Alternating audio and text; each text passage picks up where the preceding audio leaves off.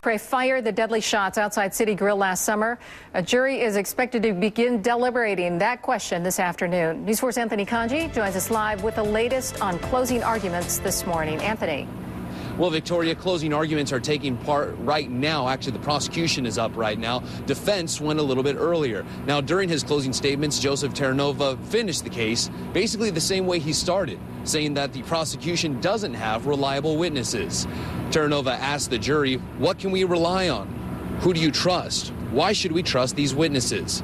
During the trial, the prosecution called 6 witnesses who testified that Ricardo McRae was the one who pulled the trigger outside the City Grill.